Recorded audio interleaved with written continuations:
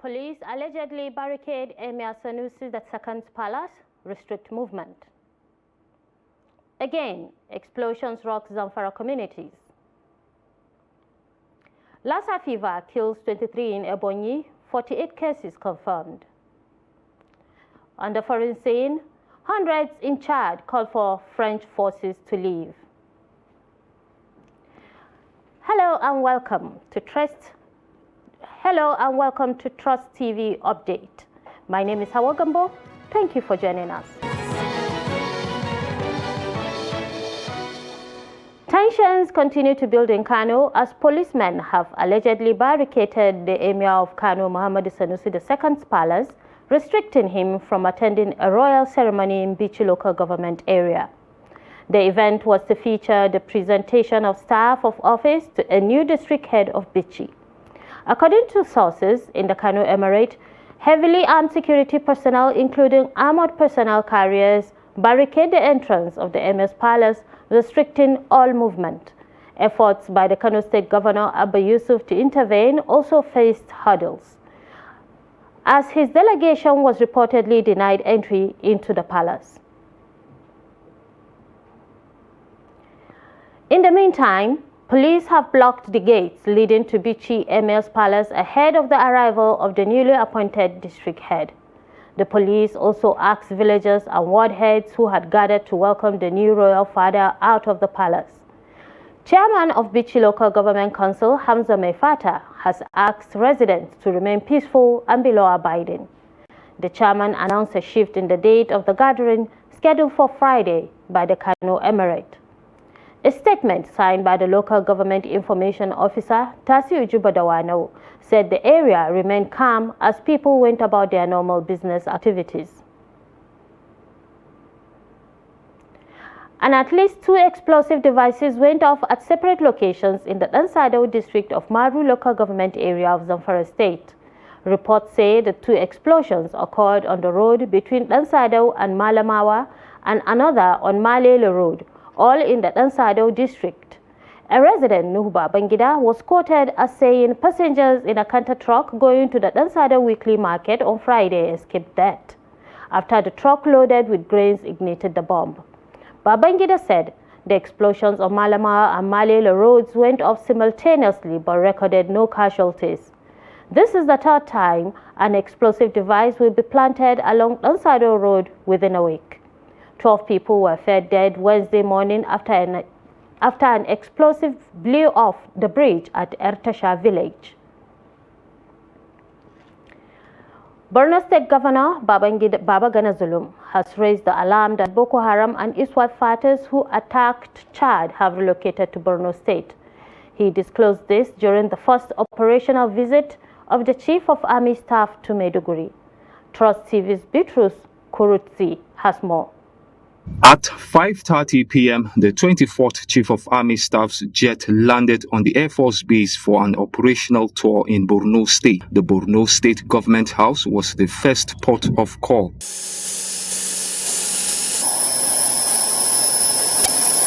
The Army Chief wants support from the state government as he re-strategizes on ways to end the prolonged Boko Haram insurgency in the northeast region. My incident is to come to beg more for your support as the governor, and also to impress the people that I think it's high time to stop the whole thing. Because we can't continue to be all that same cause. We've been fighting this insecurity for the past 15 years. And I think it's time for us to put an end to it. Governor Zulum, in his response, urged the Army Chief to strengthen the resilience of frontline troops and appealed for support to resettle displaced communities, saying it will create employment and boost agricultural activities. Zulum further appealed for the establishment of brigades and battalion posts in affected communities, revealing that Boko Haram terrorists have relocated from Chad to Borno State. He decried the absence of human population in 3 local governments of Guzamala, Abadam, and some parts of Marte community. The entire shores of the Lake Chad has become deserted. Nobody was coming. And the area has become a safe haven for ISWAP and Boko Haram members. There is no way we shall degrade them because nobody was there, they are efficient there. It was their economic hub. I want you to encourage your people so that we shall settle back our communities. Once they are settled back, they will earn their means of livelihood by themselves. They will get money. All these youths will be employed. Go to Baga and see. Baga, Cross, and Kukawa is providing employment opportunity to not less than 50,000 youths. The Chief of Army Staff for the next few days will embark on operational tour to some military formations outside and within the state. Bitrus Kuruti, Trust TV News, Maiduguri. Amnesty International has alleged that no fewer than 10,000 persons have died in the custody of the Nigerian army since the Boko Haram conflict began in the northeast. The organization's country director, Isa Sanusi, who disclosed this as a briefing in Maiduguri, also accused Boko Haram and the military of many abuses. According to him, military personnel violated rules of engagement while carrying out their assignment in the region. He regretted that the military denied the involvement of his personnel in atrocities after being served with Amnesty International report before it was made public. Sanusi announced that the human rights body had already filed a case before the International Court of Justice, ICJ, at The Hague over alleged crimes against humanity in the Northeast. He also unveiled a 144-page report titled "Help Us Build Our Lives: Girl Survivors of Boko Haram and Military Abuses in Northeast Nigeria." A wanted Boko Haram member, Isa Jafaru, aka Nabida, who is suspected to have fled from the northeast after a persistent onslaught from the Nigerian army, has now been arrested by the Nigerian Security and Civil Defense Corps, Ekiti State Command. NSCDC State Police Relations Officer Afolabi Tolulokwe, who disclosed this in a statement on Thursday, said the suspect was arrested at Iloro, Ekiti after operatives of the Intelligence Department of the command launched a manhunt for him following his questionable character in the community. According to the spokesperson, preliminary investigations from the command revealed that the suspect is a top-ranked member of the terrorist group and relocated to Iloro, Ekiti, where other members of the group are scattered within Ekiti State. Parading the suspect, the state commandant, Oluwaseun Shoshina Paul, explained that the commandant's Intelligence and Counterterrorism Unit is reining in on the miscreants with a view to stopping them from regrouping in Ekiti State. Shoshina added that the command will hand over the suspect to the Department of State Security Service for further investigation to pave the way for the arrest of others who are currently in the Axis and other parts of the state.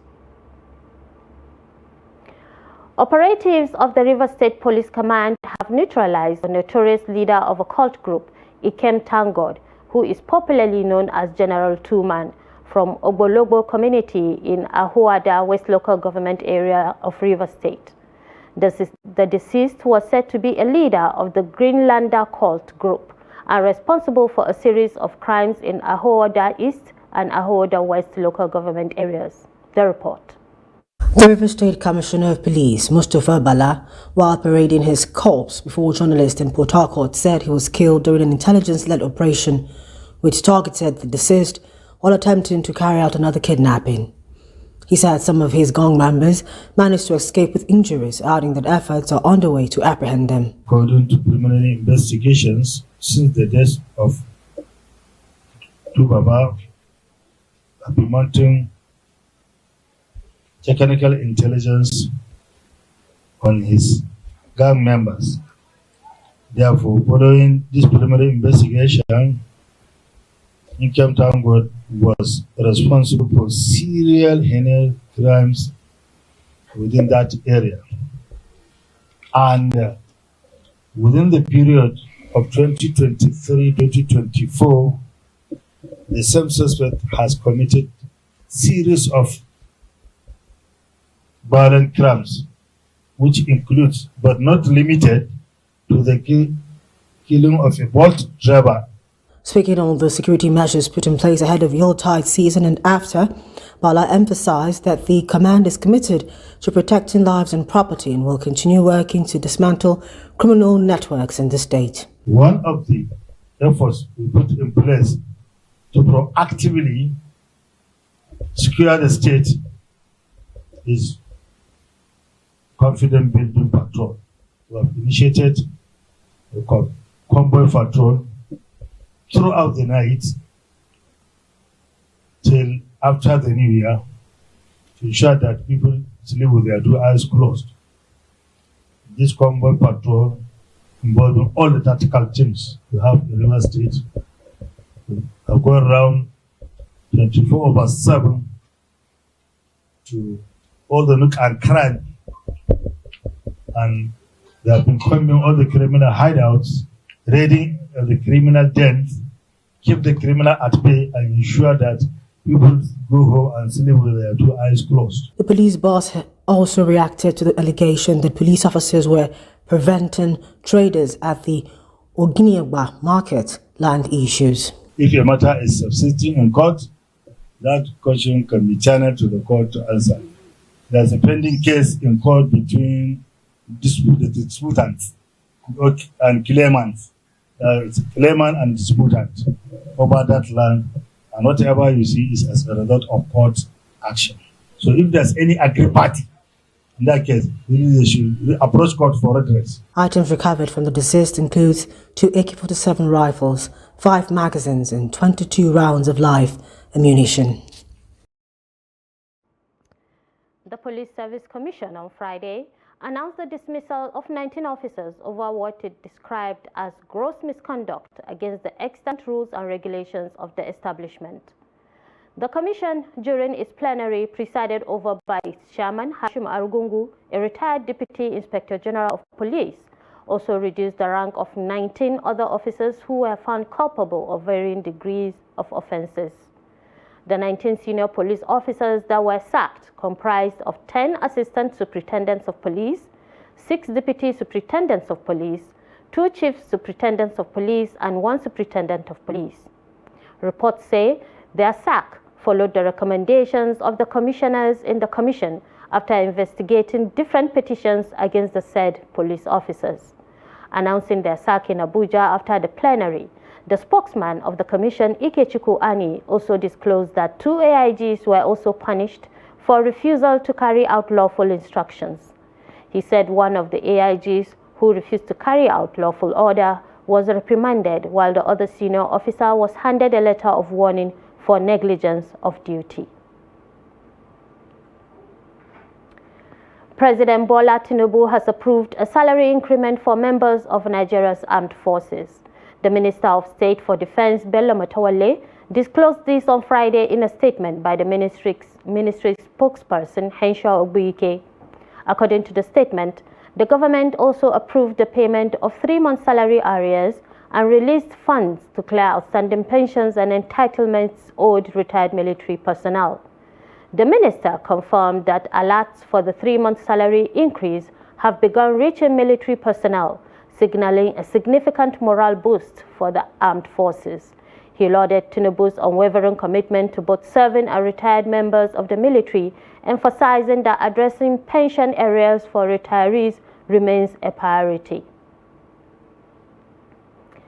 The Joint Action Committee of the Academic Staff Union of Polytechnics, Ogun State, has demanded the implementation of the 77,000 Naira new minimum wage as approved by the Governor Dapo Abiodun.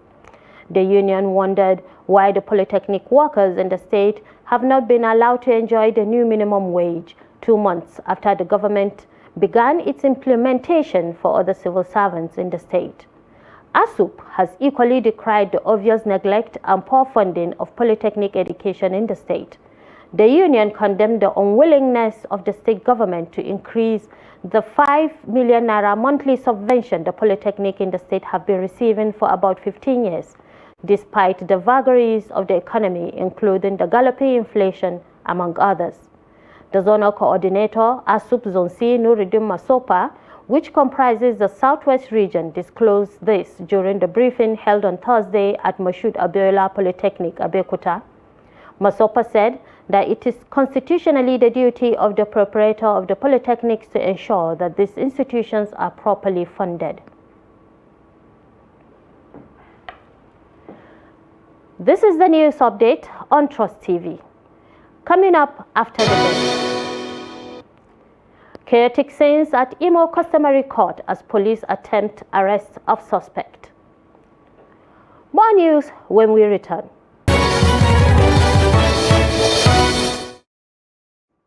Welcome back. If you're just joining us, this is the news update on Trust TV. Now let's take a look at our top stories again. Police barricade Emir Sanusi III's palace, restrict movement. And again, explosion rocks Zamfara communities.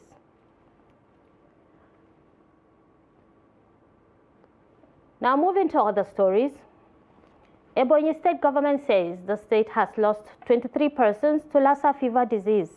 The state government announced this as it read out plans to improve the well-being of its citizens and healthcare access. Governor Francis Nwafuru, who disclosed this in Abakaliki on Thursday, also said a total of 48 cases out of 394 cases of Lassa fever have been confirmed between January and December 2024. Nwafuru disclosed that the state plans to establish one specialist hospital in each of the 3 senatorial zones to boost healthcare delivery in rural areas. He noted that his administration has prioritized healthcare through its efforts to strengthen the public health infrastructure surveillance systems and community engagement to effectively prevent and control outbreaks such as Lassa fever, cholera, and other life-threatening diseases. Some mobile police officers in Imo State have been arrested for invading a court premises to arrest a suspect. Confirming the accident to newsmen, the command spokesperson, Henry Okoye, said the situation has been arrested and is now under control. He added that the mobile officers involved have been arrested for allegedly entering Orogwe customary court premises to effect an arrest without due process to the court process. Okoye said the officers will face trial while appropriate disciplinary actions will be taken against them. He maintained that the Imo State Police Command remains committed to upholding the rule of law and ensuring that orderliness is maintained at court premises for the effective administration of justice. A police officer entered inside the court while the court is sitting to arrest a suspect. Could you imagine? Could you imagine? Look at him, he's trying to fight us, but we are videoing him. Remove that glasses. Remove that glasses. Let's see his face. Want to know him? He said he's a police officer. I want to know him. Without ID card, without introduction, he just entered the court. Could you imagine that? This person should be arrested. He has no right. He has no. The court should sentence this man. Sentence him. You're not going anywhere. You can't do that. What is this?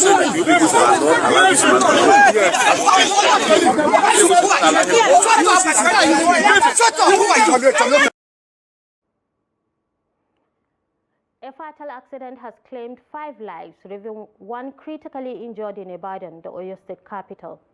The accident, which occurred around midnight on Thursday along the Iwo Road Ojo Expressway, involved a commercial Micra car and a truck. The accident also left 1 person injured while 6 others rescued unhurt. A release by the Oyo State Command of Road Safety said the accident occurred as a result of route violation, resulting in devastating consequences for the 12 passengers involved. The release added that the injured person had been taken to a nearby hospital by the police before the arrival of the road safety officials. The identities of those who died had not been confirmed at the time of filing this report, but their bodies have been transferred to the morgue. In the business scene, the World Bank has announced nearly $24 billion in loans and grants for some of the world's poorest nations, which it can leverage to generate a record $100 billion in total spending power. In a statement, The World Bank Group's president, Ajay Banga, on Thursday said donor countries committed $23.7 billion to reload its concessional lending arm, known as the International Development Association (IDA). This year's support is a slight increase from the roughly $23.5 billion pledged during the last fundraising round 3 years ago. Banga said the funding will be deployed to support the 78 poorest countries to invest in health, education, infrastructure, and climate resilience, stabilize economies, create jobs, and build the foundation for a better future, and empower nations to navigate an uncertain world and unlock their full potential. He added that the replenishment is not just about resources, but about how they are delivered. And away from Nigeria, hundreds of Chadians on Friday staged a rally in N'Djamena to support the government's call to scrap military cooperation with former colonial power France. Up to 500 people carrying placards that read "Bar France" gathered at the Njari Stadium draped in country's colors. The demonstration was approved by authorities. Rallies in the streets of the capital were forbidden, although authorities did not prevent small groups from gathering. A first demonstration of hundreds took place on Thursday in the eastern commercial hub of Abeche, according to the Chad Info's public broadcaster. France has about 1,000 troops in its last military foothold in the Sahel, but Chad announced on November 28 a decision to end a defense accord with Paris, mainly dating from independence in 1960. And in sports, 4 Nigerian referees will be on duty when Mozambique's Black Bulls host Al-Masry of Egypt in the CAF Federation Cup Group C clash in Maputo on Sunday. Seasoned FIFA-bagged referee Joseph Ogabo will be at the center and will be assisted by Abdulmajid Usman Olaide, Assistant Referee 1, and Yakubu Mohammed, Assistant Referee 2. The 4th official will be Abubakar Abdullahi. Burundi's Mufubusa Bernard of Burundi will also serve as the referee assessors. Eyimba will host holder Zamalek of Egypt in the other game in the group. And with that, we have come to the end of the news update on Trust TV. Do not forget to follow us on all media handles and subscribe to our YouTube platforms for constant live stream, documentaries, and programs. I am Hawa Gambo. Thank you for joining us. See you next time. Enjoy the rest of your day.